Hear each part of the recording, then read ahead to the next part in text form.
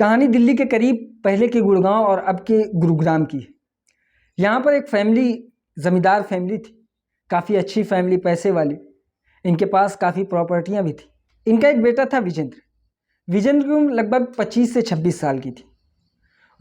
उसकी एक आदत थी कि वो जब भी अपने घर से निकलता 2-2 दिन 3-3 दिन घूमने के लिए, तो अपने घर वालों को कुछ बताता नहीं था। वो अक्सर अपने दोस्तों के साथ जाता, 2 दिन 3 दिन घूमता और उसके बाद वापस घर चला आता था।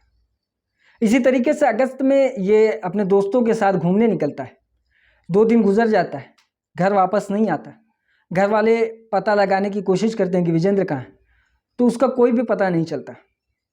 अब घर वाले दोस्तों से पता लगाते हैं कि वो कहाँ पर है, तो पता चला जो सारे दोस्त थे उसके, वो सब अपने अपने घर हैं और विजेंद्र कहाँ है उनको कुछ भी नहीं पता। घर वाले काफ़ी परेशान होते हैं, थाने जाते हैं और थाने जाने के बाद फिर अपने बेटे की गुमशुदगी की रिपोर्ट लिखाते हैं। रिपोर्ट लिखाने के बाद फिर वो अलग से खुद भी तफ्तीश करते हैं और उम्मीद लगाते कि पुलिस भी अलग से तफ्तीश कर रही होगी, उसे खोज रही होगी। धीरे धीरे वक्त गुजरता है, 10 दिन गुजर जाता है, कुछ भी नहीं पता चलता। घर वाले दोबारा थाने में जाते हैं, फिर पूछताछ करते हैं।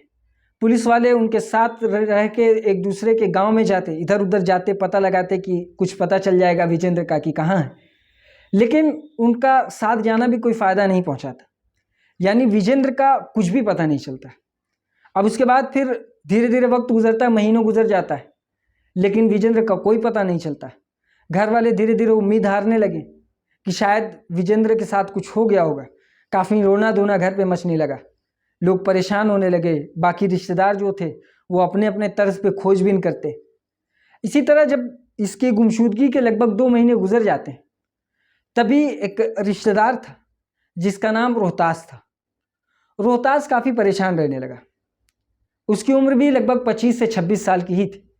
जब वो परेशान रहने लगा तो उसके घर वाले, रोहतास के घर वाले उससे पूछते हैं उसकी परेशानी की वजह, तो वो बताता है कहता है कि रात में जब वो सो रहा था तो उसके सामने विजेंद्र की आत्मा आती है, उसका भूत आता है और वो कहता है कि कम से कम मेरी बॉडी तो नहीं, मेरा कपड़ा जो उस कुएं में पड़ा हुआ है उसका अंतिम संस्कार करवा दो, वरना मैं तुम्हें इसी तरीके से रोज़ आकर परेशान करता रहूँगा ताकि मेरी आत्मा को शांति मिल सके।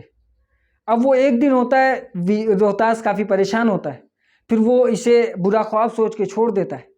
दूसरे दिन फिर उसके साथ यही घटना घटती है। फिर वो परेशान होता है, वो अपने घर वाले को बताता है जब उसकी परेशानी की वजह पूछी जाती है।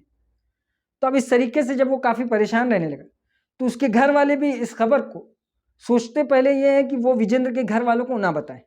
सोचते हैं कि कहीं अगर विजेंद्र के घर वालों को ये बात बताएंगे तो वो सीरियस ना लें। इस तरीके से शुरुआत में वो ये नहीं बताते, जबकि इसका ये कहना था कि उसकी जो आत्मा सामने आती है उसका बस 2 मकसद है। एक ये कि उसकी आत्मा को शांति मिले, दूसरा मकसद ये है कि उसके घर वालों को ये पता चल जाए कि वो अब जिंदा नहीं। अब उसके बाद जब दूसरे दिन तीसरे दिन उसके बावजूद जब उसे ये आत्मा का सामना होता है, फिर घर वाले ये इरादा करते हैं इसके, रोहतास के, कि ये विजेंद्र के घर वालों को ये बात ज़रूर बताएंगे। फिर वो विजेंद्र के घर जाते हैं और इस बात को बताते हैं, तो विजेंद्र के घर वाले सुनने के बाद काफ़ी शॉक्ड होते हैं। उसके बाद फिर वो रोना धोना मचता है। फिर वो साथ में थाने आते हैं और थाने आने के बाद फिर थानेदार को ये बात बताते हैं कि इस तरीके से इसके सामने उसका भूत आता है और वो ये सारी बात कहता है। तो शुरुआत में तो थानेदार इस बात को हंसी में उड़ा के छोड़ देता है। उसकी वजह ये होती है कि कानून में भूत और प्रेत यानी आत्मा का कोई भी महत्व नहीं होता। कानून की नज़र में सिर्फ बातें हैं। इस तरीके से पहले दिन वो टाल देता है, दूसरे दिन फिर जाते हैं ये लोग, फिर टाल देता है। जब लगातार 4-5 दिन तक घर वाले इस बात को ले जाकर बताते हैं तो पुलिस वाले ये कहते हैं कि अच्छा छोड़ो, वो जो कुआं का पता बताता है, जिस कुएं में उसका कपड़ा है, क्या ये रोहतास उस कुएं तक हमें पहुंचा सकता है? तो घर वाले रोहतास से इस बात को पूछते हैं। तो रोहतास कहता है कि हाँ, वो कुछ निशानियां उस कुएं की मुझे बताया है, तो हो सकता है कि मैं वहां तक आप लोगों को लेकर जा सकता हूँ।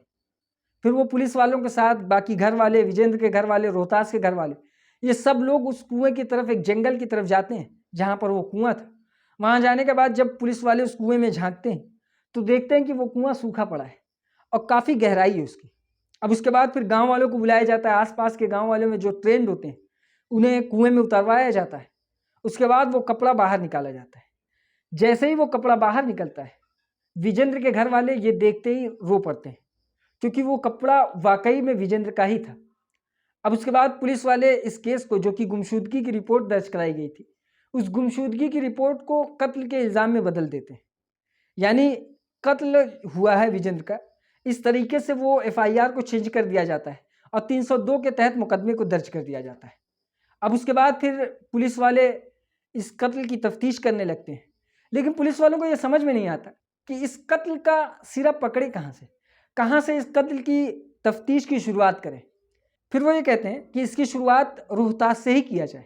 हो सकता है रोहतास के सामने जब वो आत्मा आती हो तो वो कुछ इस तरीके की और बात बताती हो जिससे हम कातिल तक या उस बॉडी तक पहुंच सके जो विजेंद्र की लाश है, वहां तक हम पहुंच सके। फिर वो रोहतास को उठाते हैं और उससे पूछताछ करते हैं कि तुम कुछ और बता सकते हो इस मामले में। तो वो बताता है वही बात जो उसने पहले बताई थी। फिर पुलिस वाले कहते हैं कि शायद अब नरमी की गुंजाइश नहीं है, अब इससे सख्ती से पूछताछ करनी पड़ेगी। सख्ती से पूछताछ करते हैं तो रोहतास टूट जाता है। फिर रोहतास सब कुछ उगलने लगता है, पूरी एक कहानी सुनाता है रोहतास। असल में होता ये कि विजेंद्र एक पैसे वाली फैमिली से था, एक जमींदार फैमिली से, काफ़ी प्रॉपर्टीज़, खेत खलियान इनके पास पहले से थे। तो इसकी जो प्रॉपर्टी थी वो विजेंद्र को मिलती, लेकिन विजेंद्र का एक भाई भी था जिस भाई की दिमागी हालत सही नहीं थी, उसकी दिमागी तबीयत खराब थी। इस वजह से वो प्रॉपर्टी इसको ना जाके विजेंद्र को जाती, और अगर विजेंद्र को ना जाती तो फिर किसी करीबी रिश्तेदार को ये प्रॉपर्टी जाती।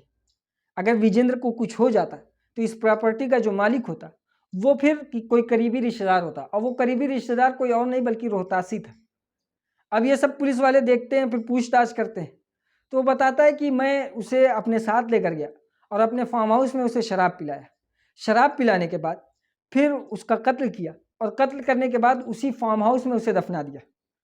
अब उसके बाद जब वो रात में सोता है तो फिर उसे लगता है कि उसकी आत्मा आती है और उससे कहती है कम से कम मेरी कपड़े का जो अंतिम संस्कार कर दो ताकि मेरी आत्मा को शांति मिले, और मेरे घर वालों को ये बता दो कि मैं अब जिंदा नहीं हूँ। अब उसके बाद पहले दिन ये परेशान होता है, फिर दूसरे दिन भी उसको यही सामना करना पड़ता है। तो कई दिनों तक लगातार जब वो चलता है तो वो काफ़ी घबरा जाता है, और उसके बाद वो सोचता है कि शायद उसकी लाश इसी फार्म हाउस में, इस वजह से उसे ये परेशानी का सामना करना पड़ रहा है। अगर वो इस लाश को दूसरी जगह दफना देता है तो शायद इससे उसको निजात मिल जाए। अब उसके बाद फिर उस बॉडी को निकालता है, और निकालने के बाद फिर वो जाता है काफ़ी दूर अपने फार्म हाउस से, इस बॉडी को दोबारा से दफनाता है। फिर आता है, फिर सोता है, फिर उसको इसी चीज़ का सामना करना पड़ता है।